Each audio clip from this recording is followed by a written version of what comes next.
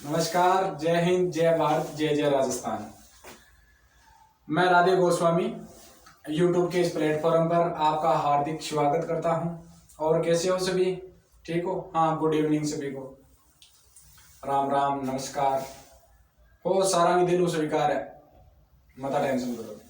लो मेरे फोन दे दिखा देखा कौन सो आ गयो। अरे आ जाओ टाबरो, आ जाओ। ओला रोहित शर्मा कुछ चमको आज तो। अरे मेरे लिए चमक पर मत ध्यान दे, कोई डंकी से क्या ध्यान दे, चमकी हो जाए तेरो। चमकू मैं, मेरे लिए चमक बड़ी दिखा है तुम्हें। शेयर करो दिखाना बच्चों, शेयर करो जल्दी जल्दी, फिर आप पढ़ना। कोई फोन बार मत कर दियो बीच में मेरे कन। आवाज आ रही है कि सारा कन? आवाज आ रही है तो लाइक कर दो, बिक बाद में मैं पढ़ाना स्टार्ट करूं। सारा कन आ रही है आवाज? तो थान पता है मैं कमेंट कौन पढ़ूंगा चलते वीडियो में, है ना? बिक बाद में पढ़ ले। थारी कोई डाउट है, कोई दिक्कत है तो पता वीडियो में डाल दी हो।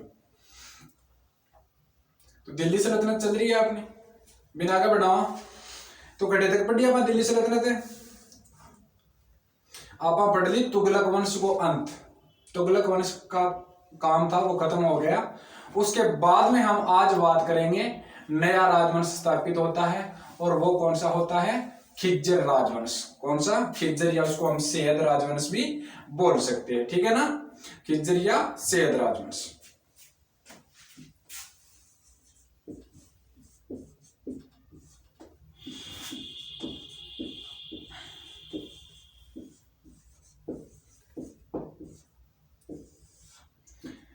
इसका टाइम पीरियड है 1414 से लेकर 1451 तक।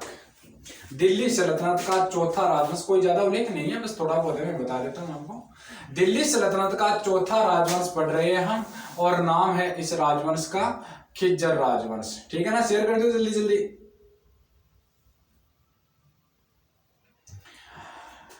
हाँ, तो देखो, यदि पूछा जाए इस राजवंश का संस्थापक कौन था, तो बच्चों याद रखना इसका संस्थापक था खिज्जर खान।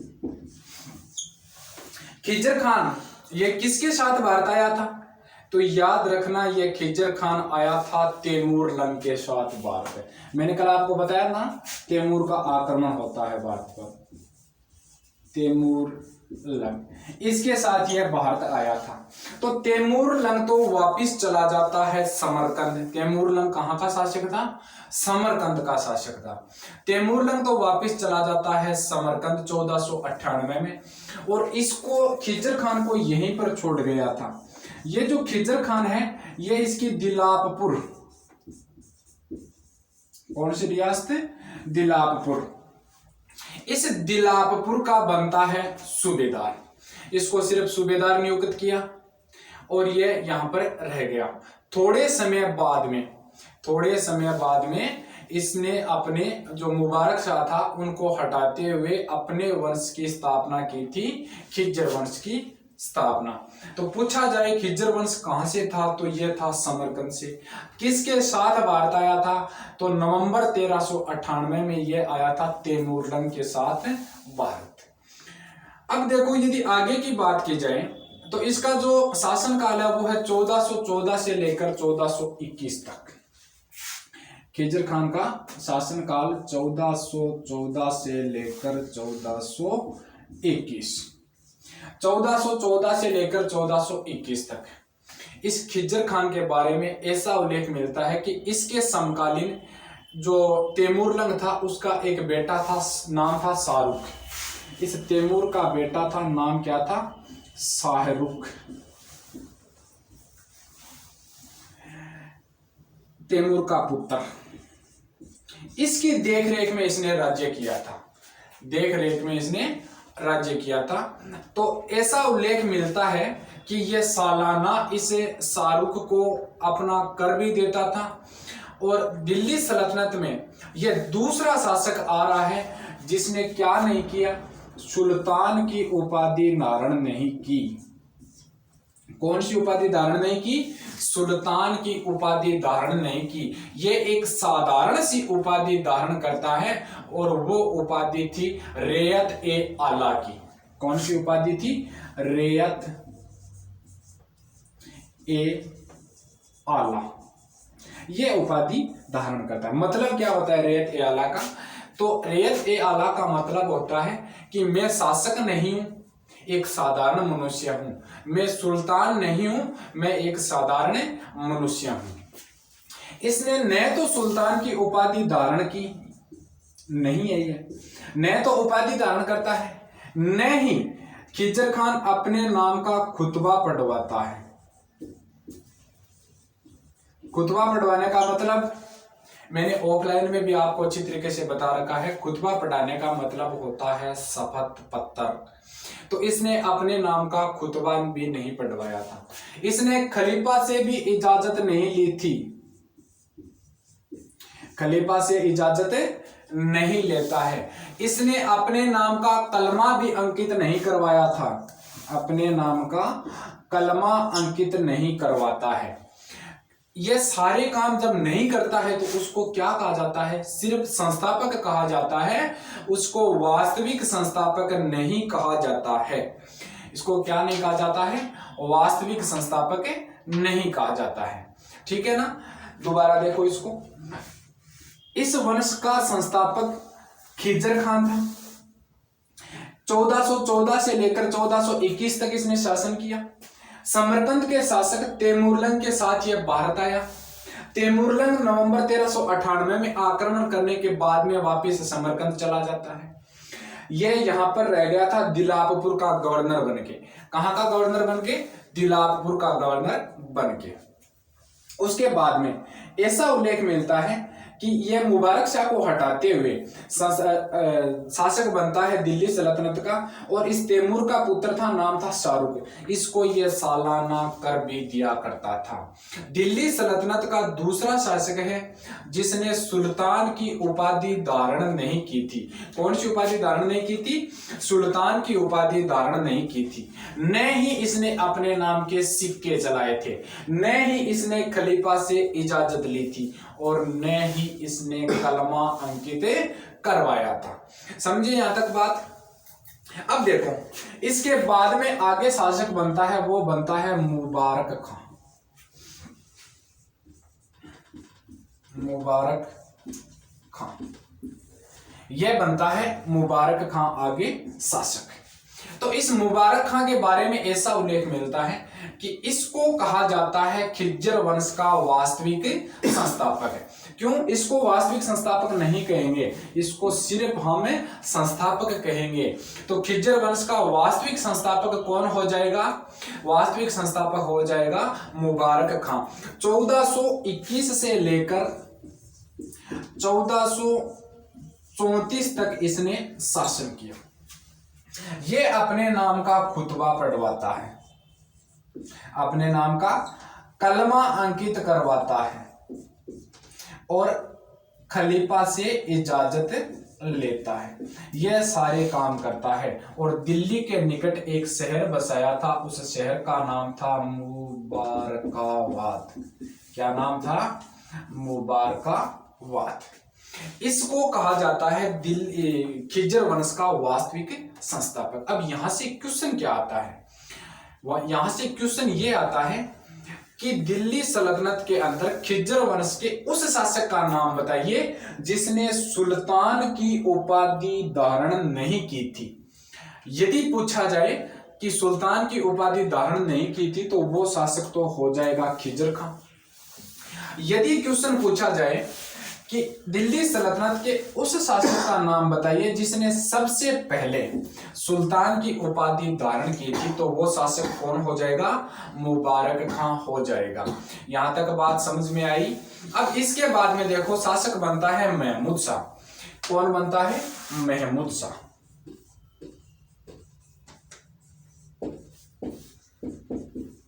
और ये महमूद शाह शासक बनता है 1434 में और इसने शासन किया था 1445 तक। इस महमूद शाह के बारे में ऐसा उल्लेख मिलता है कि इसके दरबार में रहा करता था बहलोल लोधी। किसके दरबार में रहा करता था? इसके दरबार में बहलोल लोधी। इस बहलोल लोधी को मुबारक शाह ने बहलोल लोधी को मुबारक शाह ने अपना पुत्र कहकर पुकारा था। अपना पुत्र कहकर पुकारा था। अच्छा क्वेश्चन है कि किस शासक ने लोधी वंश के शासक बहलोल लोधी को अपना पुत्र कहकर पुकारा था? तो वो कौन हो जाएगा? वो हो जाएगा बहलोल ये मुबारक शाह। ठीक है। उसके बाद में शासक बनता है आलम शाह। कौन बनता है? आलम शाह।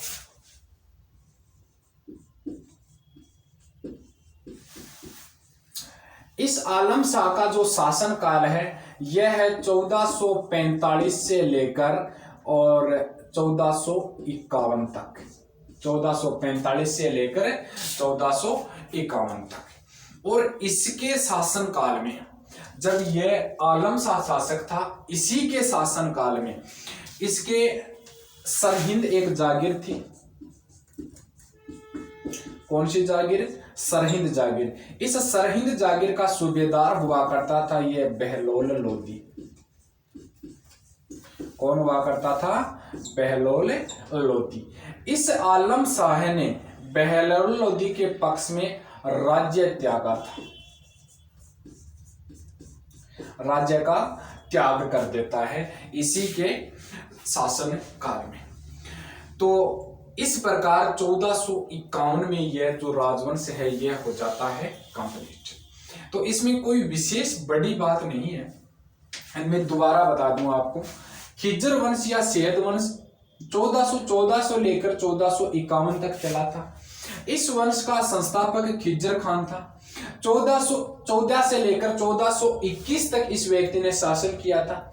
यह तैमूरलंग के साथ भारत आया था।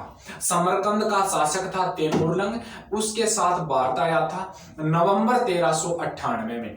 इस आक्रमण के दौरान तैमूरलंग तो वापिस समरकंद चला जाता है। तैमूरलंग तो वापिस समरकंद चला जाता है, लेकिन दिलापपुर रियासत के अंदर एक गवर्नर के रूप में खिज्र खान को नियुक्त कर देता है। अब खिज्र खान इस समय अपने कोई विशेष तो प्रतिक्रिया नहीं दिखाता है। इसने इस तैमूर के पुत्र शाहरुख के नेतृत्व में शासन किया था। इसको यह सालाना कर भी भेजा करता था शाहरुख को। उसके बाद में इसने सुल्तान की उपाधि धारण नहीं की थी। इसने एक साधारण सी उपाधि धारण की थी, रेयत ए आला की। और इस उपाधि का मतलब होता है मैं शासक नहीं हूं, मैं एक साधारण मनुष्य हूं। मैं शासक नहीं हूं, मैं एक साधारण मनुष्य हूं। इसके बाद में इस खिज्र खान ने तो अपने नाम का खुतबा पढ़वाया, मतलब अपने नाम के जो शपथ पत्र है वो नहीं पढ़ा था, न ही अपने इस खलीफा से इजाजत ली थी। तो मैंने आपको बताया था बगदाद के खलीफा से पहले इजाजत लेनी पड़ती थी, तो इस व्यक्ति ने इजाजत नहीं ली थी। ठीक है ना। न ही अपने नाम का कलमा अंकित करवाया। कलमा अंकित करवाने का मतलब या तो सिक्के चलाना और या फिर इन सिक्कों पर अपना नाम अंकित करवाना। इस घटना को कहा जाता है कलमा अंकित करवाना। यह जब सारा काम नहीं करता है तो इसको सिर्फ संस्थापक कहा जाता है। उसके बाद में यहां से एक क्वेश्चन और बनता है, वो इंपॉर्टेंट क्वेश्चन यह है कि दिल्ली सल्तनत के उस शासक का नाम बताइए, दूसरे उस शासक का जिसने सुल्तान की उपाधि धारण नहीं की थी।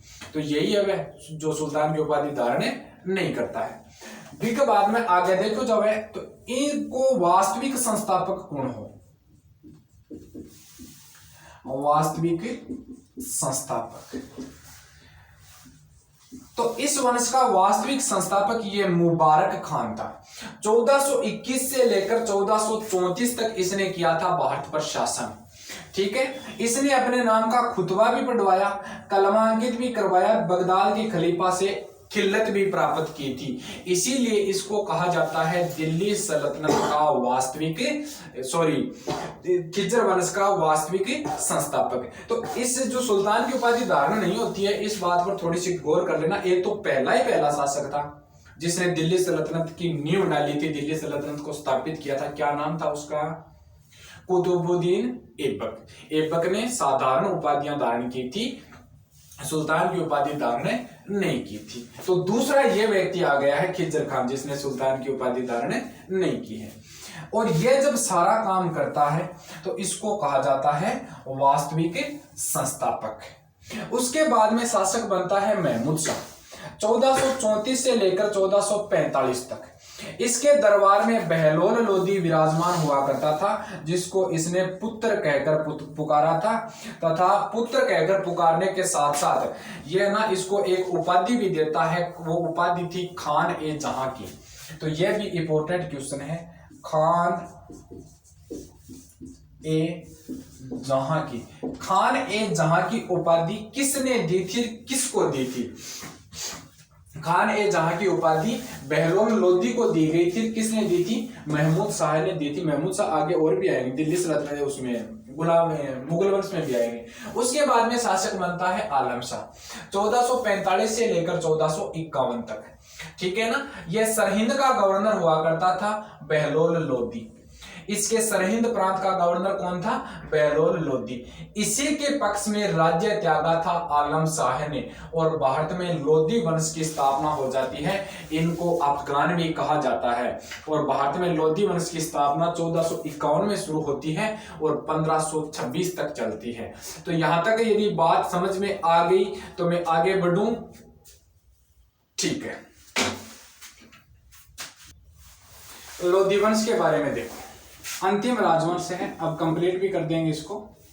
लोदी वंश पूछा जाए इसकी स्थापना कब हुई थी, तो इसकी स्थापना होती है 1451 में।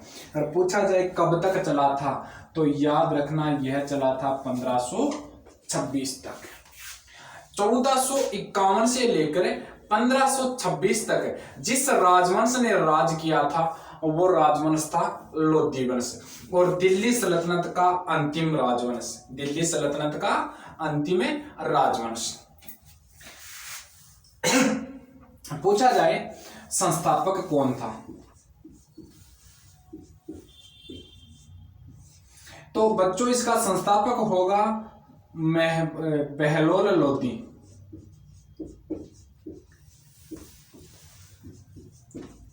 संस्थापक कौन होगा?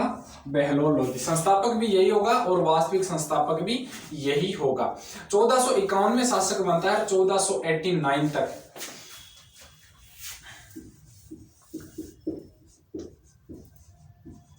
यहां तक करता है शासन।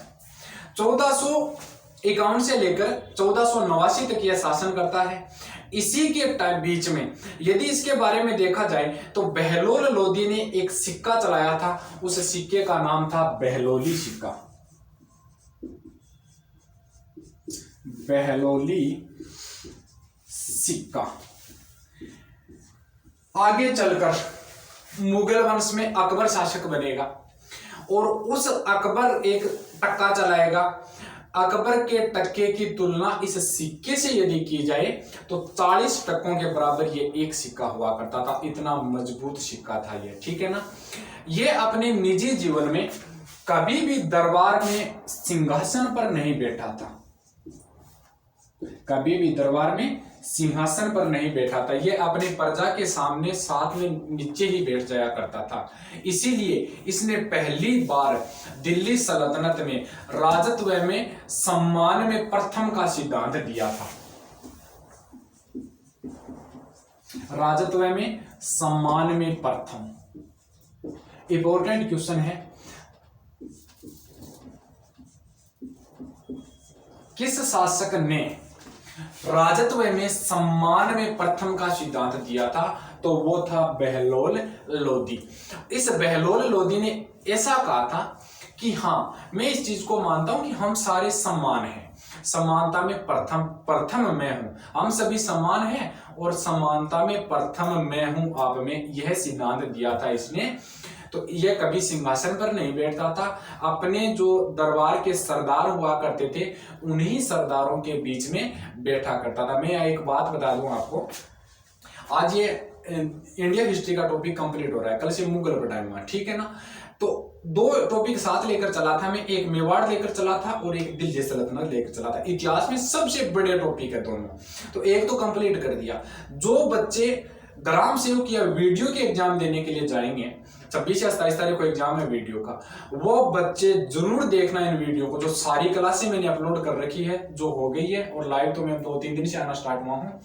उससे पहले जो मेरा चैनल पर अपलोड किया हुआ सिस्टम है उनको जरूर देख कर जाना। इस टॉपिक में से आपको एग्जाम में 2-3 क्वेश्चन जरूर मिलेंगे, ठीक है ना। और जो बच्चे एसएससी जीडी का एग्जाम दे रहे हैं उन बच्चों से मेरा अनुरोध है कि वो मेवाड़ का जो इतिहास है वो टॉपिक ना देखें। मेवाड़ हिस्ट्री वो एक राजस्थान हिस्ट्री है, वो सेंटर में अलाउ नहीं है। एसएससी जीडी या एसएससी सेंट्रल लेवल की कोई भी एग्जाम है उनमें राजस्थान हिस्ट्री के टॉपिक है वो ना देखें, ठीक है ना। मैं व्यूज बढ़ाने के लिए ऐसा नहीं कहूंगा कि आप देखो, वो चीज आप ना देखें, आप सिर्फ और सिर्फ इसी को देखता रहे, ठीक है। ये टॉपिक कंप्लीट हो गया, कल मैं प्ले लिस्ट में डाल दूंगा इन सभी वीडियो को। जैसे ही आप चैनल में दिल्ली सल्तनत को देखोगे तो सारे वीडियो 1 से लेकर 9 तक एक जगह मिल जाएंगे, ठीक है। अब देखो, बहलोल लोधी सिंहासन पर नहीं बैठता है, इसके बाद में शासक बनता है सिकंदर लोधी। अगला शासक कौन आता है? सिकंदर लोधी।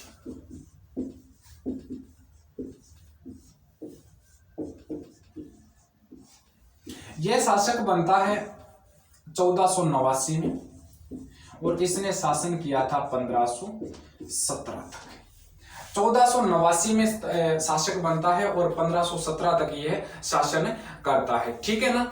इसने राजत्व सिद्धांत को नियंत्रित किया था, जो यह सिद्धांत देकर गया था समान में प्रथम, इसको नियंत्रण किया था। राजत्व नियंत्रण प्रणाली सबसे पहले अपनाई थी इसने लोधी वंश में। पूछा जाए राजत्व प्रणाली सबसे पहले किस शासक ने अपनाई थी? लोधी वंश में। दिल्ली सल्तनत की बात नहीं है, सिर्फ लोधी वंश की बात कर रहा हूं। तो लोधी वंश में राजत्व नियंत्रण की जो प्रणाली है वो प्रणाली सिकंदर लोधी अपनाता है, ठीक है। 1504 में इसने यूपी में यमुना नदी के किनारे क्या किया था? आगरा की स्थापना की थी। 1504 में यूपी में यमुना नदी के किनारे इसने आगरा की स्थापना की थी, ठीक है ना। और इसी समय 1506 में यह अपनी राजधानी परिवर्तन करता है। 1506 में राजधानी परिवर्तन, दिल्ली सल्तनत का राज्य यहां पर 2 भागों में बंट जाता है और अब एक नई राजधानी और बन जाती है, वो राजधानी थी आगरा, ठीक है ना। कौन सी राजधानी थी? आगरा। इससे पहले केंद्र नियंत्रण कहां पर होता था? सिर्फ दिल्ली में होता था, ठीक है ना। इसने एक यूपी के अंदर आगरा में बादलगढ़ दुर्ग का निर्माण करवाया था। तो अच्छा क्वेश्चन है, बादलगढ़ दुर्ग का निर्माण किसने करवाया था? तो बच्चों बादलगढ़ दुर्ग का निर्माण भी यही करवाता है। भूमि मापन की एक नई इकाई चलाई थी इसने, जिसे कहा जाता था गज ए सिकंदरी। भूमि मापन की नई इकाई नाम है गज ए सिकंदरी। इस इकाई का प्रचलन किया था, ये 30 इंच की हुआ करती थी, ठीक है ना, 30 इंच की हुआ करती थी। अब देखो इसके बाद में क्या होता है कि इनकी जब मृत्यु हो जाती है तो इसके बाद में नया जो शासक आता है वो शासक आता है इब्राहिम लोदी। कौन आता है? इब्राहिम लोदी। आज क्लास में पढ़ने में मजा नहीं आएगा, क्यों? कोई थ्योरी नहीं बन रही है सर, कहानी बन ही नहीं रही है।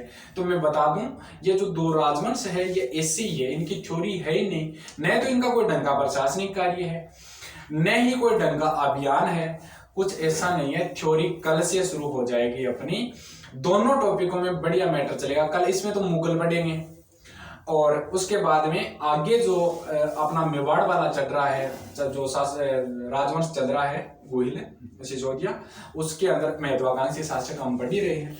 तो कल से अकबर, हुमायूं, बाबर, हुमायूं, अकबर ये शासक पढ़ेंगे, तो इनमें सब में थ्योरी है। अच्छे से पढ़ाऊंगा आपको, मुगल जिंदगी में कभी पढ़ने की जरूरत ही नहीं पड़ेगी। इसका जो शासनकाल है, यह शासनकाल है 1517 से लेकर और 1526 तक। दिल्ली सल्तनत 1206 से शुरू हुआ था, वो इस व्यक्ति पर आकर खत्म होता है 1526 में। ठीक है ना। अब देखो, जब इब्राहिम लोदी शासक बनता है, इसी समय अपने राजस्थान के अंदर एक रियासत अपना परचम लहरा रही थी, और वो रियासत थी मेवाड़, जो अपना राजस्थान हिस्ट्री में टॉपिक चल रहा है मेवाड़। इसके समकालीन मेवाड़ का शासक हुआ करता था राणा सांगा। कौन था? राणा सांगा था। तो देखो, इब्राहिम लोदी और राणा सांगा के बीच में दो लड़ाइयां लड़ी गई थी, और एक तो लड़ी जाती है 1517 में, उसे तो कहा जाता है खातौली का युद्ध। पूछा जाए खातौली का युद्ध कब हुआ था, तो 1517 में हुआ था। एक इब्राहिम लोदी ने लड़ा था बाड़ी का युद्ध। कौन सा युद्ध? बाड़ी का युद्ध। और यह पूछा जाए कब लड़ा गया था, तो 1518 में लड़ा गया था। 1517 खातौली, खातौली है बूंदी में। खातौली कहां पर है? वर्तमान बूंदी में है। बाड़ी वर्तमान कहां है, तो याद रखना, बाड़ी वर्तमान धौलपुर में है। खातौली का युद्ध और बाड़ी धौलपुर का युद्ध, दो युद्ध लड़े थे। किसने? इब्राहिम लोदी ने। किसके साथ? राणा सांगा के साथ। और दोनों युद्धों में हार होती है किसकी? लोदी की। लोदी हार जाता है। अब इस दोनों युद्धों में जब लोदी की हार होती है, तो भारत में ऐसे लगने लग गया था कि भारत में एक बार पुनः हिंदू सत्ता स्थापित होगी। कौन सी सत्ता स्थापित होगी? हिंदू सत्ता। विद्यार्थियों में हिंदू सत्ता के बारे में यदि आपसे बात करूं, तो एक तरीके से एक बहुत बड़ी दर्द कहानी है। हमने जब दिल्ली सल्तनत की स्थापना की थी, तब हमने एक हिंदू को हटाते हुए दिल्ली सल्तनत को स्थापित किया था। मोहम्मद गौरी ने पृथ्वीराज चौहान तृतीय, संयोगिता का पति, संयोगिता का प्रेमी, उसके बारे में हम पढ़ेंगे। जब अजमेर के चौहान पढ़ाऊंगा तब बताऊंगा उसमें। और वैसे तो मैंने दिल्ली सल्तनत के पहले पार्ट में यह बात डाल रखी है। तो एक तरीके से रोना आता है इस दिन के बाद में। तो महाराणा सांगा ने पूरे भारत को दिखाया था ये कि अब मैं भारत में हिंदू सत्ता है वो स्थापित करूंगा। लेकिन इसी समय क्या होता है? इसी समय यह होता है कि इस इब्राहिम लोदी के घर में दो गद्दार उत्पन्न हो गए थे। एक का तो नाम था आलम खां और एक का नाम था दौलत खां। आलम खां इसका चाचा था, दौलत खां इसका सूबेदार था। इन्हीं दोनों व्यक्तियों ने बाबर को दिया था भारत आने का निमंत्रण। किसको? बाबर को। अब आता है बाबर भारत में, और बाबर भारत में आते ही एक विशाल लड़ाई लड़ता है। उस लड़ाई को कहा जाता है पानीपत का प्रथम युद्ध। पानीपत का प्रथम युद्ध। विद्यार्थियों, 21 अप्रैल और 1526, 21 अप्रैल 1526 एक निर्णायक युद्ध साबित होता है, निर्णायक दिन साबित होता है भारत में, ताकि इस दिल्ली सल्तनत को यहां पर कंप्लीट किया जाता है और मुगल वंश यहां पर स्थापित होता है। इस 21 अप्रैल 1526 के दिन हरियाणा के पानीपत के मैदान में इब्राहिम लोदी इस बाबर के साथ लड़ता हुआ मारा जाता है। इब्राहिम लोदी इस बाबर के साथ लड़ता हुआ मारा जाता है। मैंने आपको दिल्ली सल्तनत 1206 से लेकर 1526 तक पढ़ा दी। कहीं पर भी यह नहीं कहा था कि यह युद्ध हुआ और इस युद्ध में यह शासक लड़ता हुआ मारा गया। दिल्ली सल्तनत का पहला शासक है इब्राहिम लोदी, जो युद्ध के मैदान में लड़ता हुआ मारा गया है, और भारत में नया राजवंश स्थापित हो जाता है इस हिंदू सत्ता की जगह। और वो स्थापित जो राजवंश होता है उसका नाम था मुगल। इस मुगल वंश की स्थापना भारत में होती है बच्चों 1526 में, और यह चला था 1707 तक। अब 5 दिन लगे या 7 दिन लगे इसको कंप्लीट करेंगे। दोबारा देखो, लोधी वंश 1451 से लेकर 1526 तक चलता है। इसका संस्थापक बहलोल लोधी था। बहलोल लोधी 1451 से लेकर 1489 तक भारत की सत्ता पर था। इसके बाद में बहलोल सिक्का चलाया था और यह व्यक्ति कभी सिंहासन पर नहीं बैठा था। इसने राजत्व में सम्मान में प्रथम का सिद्धांत दिया था। इसके बाद में शासक बनता है सिकंदर लोधी, और यह जो सिकंदर लोधी है 1489 से लेकर 1517 तक रहता है। सबसे पहले जो सम्मान में प्रथम सिद्धांत था, इसको खारिज करते हुए यह राजत्व नियंत्रण करता है। 1504 में यूपी में ये यमुना नदी के किनारे आगरा शहर की स्थापना करता है, इसको राजधानी बनाता है। भारत की आगरा जो राजधानी या दूसरा केंद्र बना था, यह 1506 में बना था। इसने भूमि मापन की नई इकाई चलाई थी, 30 इंच की थी, नाम था गज ए सिकंदरी। इसने आगरा में बादलगढ़ का निर्माण करवाया था। आगरा का जो किला है उसे बादलगढ़ के नाम से जाना जाता है। इसका निर्माण भी इसने 1506 में करवाया था। इसके बाद में शासक बनता है इब्राहिम लोधी, 1517 से लेकर 1526 तक, ठीक है ना। इसके समकालीन मेवाड़ के जो शासक था वो था राणा सांगा। इसके साथ इसने 2 लड़ाइयां लड़ी थी। खातौले का युद्ध 1517, खातौले का मैदान बूंदी में है। बाड़ी धौलपुर का युद्ध 1518, और इस बाड़ी धौलपुर का जो युद्ध है, इस युद्ध में इसकी हार होती है। खातौली युद्ध में इब्राहिम लोधी की हार होती है, सांगा विजय रहता है। और सांगा ने एक बार भारत में हिंदू सत्ता स्थापित करने का सपना दिखाया था, लेकिन असफल हो जाता है। इसके बाद में भारत में स्थापित होता है मुगल राजवंश 1526 से लेकर 1707 तक। अब मैं आपके कमेंट पढ़ूंगा। गुड नाइट, आराम से पढ़कर सब सो जाना। धन्यवाद।